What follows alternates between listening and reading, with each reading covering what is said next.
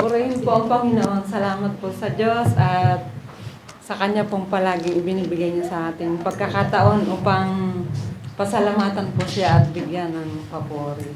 Bago po tayo magbigay, basahin ko muna po yung salita ng Panginoon sa Deuteronomy 8:11 hanggang 18. Ang sabi po dito ng Panginoon, huwag ninyong kalilimutan si Yahweh, sundin ninyo ang kanyang mga utos. Kung gayoy, namumuhay ng sagana na nakatira na sa magagarang tahanan. At marami ng alagang hayop at marami na natitipong pilak at ginto. Huwag kayong magmamataas. Huwag nga ninyong kalilimutan si Yahweh na nagpala sa inyo mula sa pagkaalipin na nagpalaya sa bansang Ehipto. Siya na nagpatnubay sa inyo sa inyong paglalakbay sa malawak at nakakatakot na ilang na puno na makamandag na ahas at alakdan. Nang wala kayong mainom, nagpabukal siya ng tubig mula sa isang malaking bato ng tubig. Kayo'y pinakain niya roon ng mana, isang pagkain din ninyo kilala. Pinaranas kayo ng hirap para kayo subukin at turuang magpakumbaba. At ang lahat ng iyon ay huwag ninyong isasaloob, kaya naman ninyo bunga ng sariling lakas at kakayahan. Alalahanin ninyong ang nagbigay sa inyo ng lakas upang managana kayo ay isang bilang pagtupad sa kanyang pangako. Ayun po, salamat po sa Panginoon kasi yung mga naunang pangako po ng Panginoon ay tunay nga po na hindi po nagbabago. At sinasabi po lagi ng Panginoon sa kanyang salita, huwag ninyong kalilimutan si Yahweh.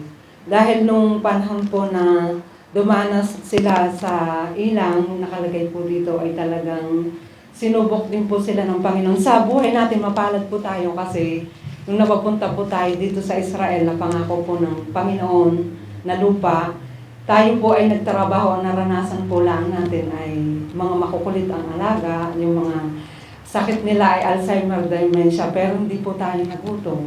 Hindi po katulad nila. Pero ang kalaki po nun sa mga naranasan nila ay may pangako po ang Panginoon na pinasagana po sila. At ganoon din po tayo, di ba? Nakakaranas din po tayo ng kasaganaan. Yung may mga gagara tayong bahay, mga nakaipon na po tayo. Lahat, halos po nakaipon tayo dito ng mga pinagtrabahuhan natin. Di ba po? Di ba pinagpala po tayong lahat? At ang sabi po ng Panginoon, kapag pala po tayo ay pinagpapala, binigay po lahat.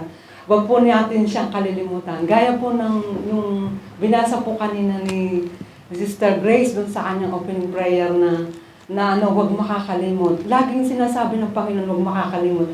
Kasi lagi niyang pinapaalala talaga na i-acknowledge natin talaga sa buhay natin na hindi sa ating lakas, sabi dito, hindi sa inyong lakas. Kung nakaranas man kayo ng hirap, pagtitiis yung katulad ng naranasan nila, ibig sabihin ng kapalit pagpapala. Dahil ng ganun yung naranasan natin dito na totoo pala yung pangako ng Panginoon na hindi nagbabago kahit sa kapanahonan ngayon at noon. At napakabuti po ng Diyos dahil isa tayo mga kapatid natin, mga nandyan na nanonood o talagang mapalad tayo kasi nakasama tayo doon sa mga pangako ng Panginoon na pagpapala at nararanasan natin yun.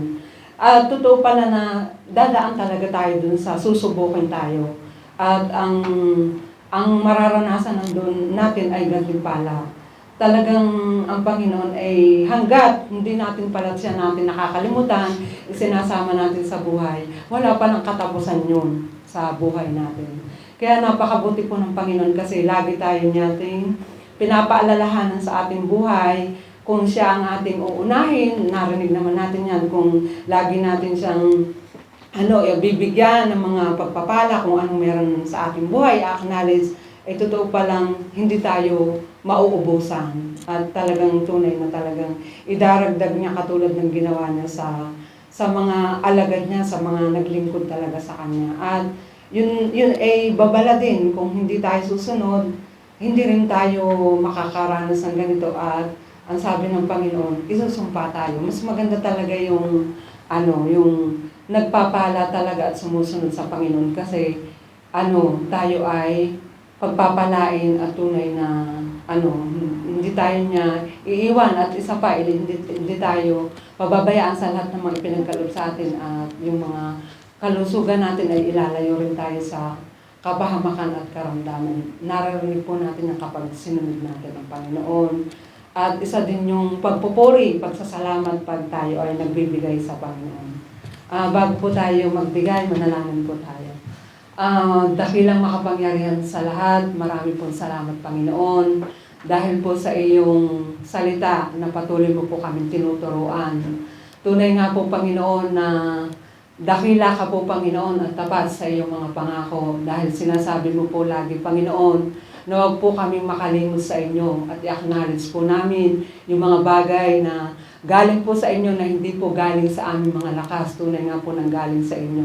Dalangin din po namin po Panginoon na maiwi sa puso at isip po namin ito upang makapagpatuloy po kami magbigay sa inyo po Panginoon. Salamat Ama sa araw-araw na pag-iingat ng aming buhay, ng salvation po Panginoon na nararanasan po namin, at yung pagsama niyo po at pagkalinga, yung pagbibigay niyo po ng kalakasan sa amin araw-araw.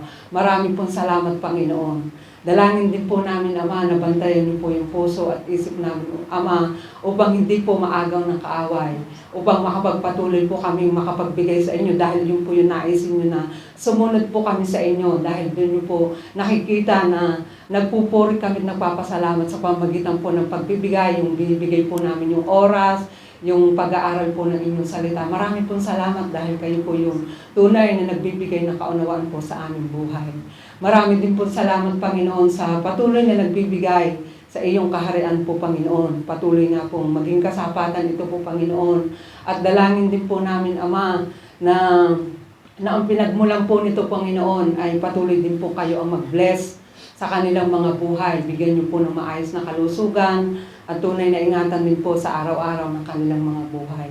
Dalangin din po namin Ama sa lahat po ng ipagkakaloob niyo po Panginoon sa bawat isa po Panginoon na magkakaloob niyo po Panginoon ay tulungan niyo po kami Panginoon na maging mabuting katiwala ng inyong kaharian po Panginoon. Maging kasapatan din po sa pangangailangan ng inyong panambahan po Panginoon. At dalangin din po namin Ama sa lahat po ng patuloy na nagbibigay at nauunawa ng iyong salita Panginoon.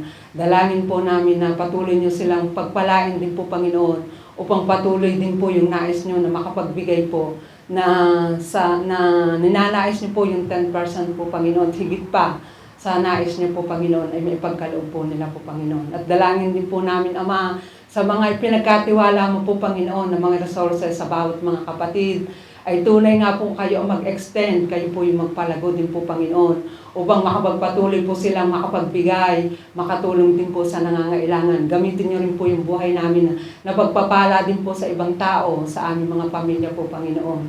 Tunay na makita din po kayo na Diyos na binibigay namin at pinaglilingkuran, katulad po ng pagbibigay po namin sa inyo po Panginoon.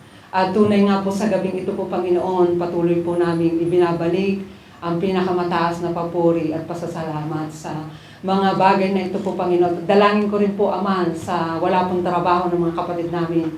Kayo rin po ang patuloy na magkaloob po Panginoon at patuloy na magbigay po Panginoon sa mga buhay po nila upang makapagpatuloy din po Panginoon na makapagbigay po sa iyong kaharian.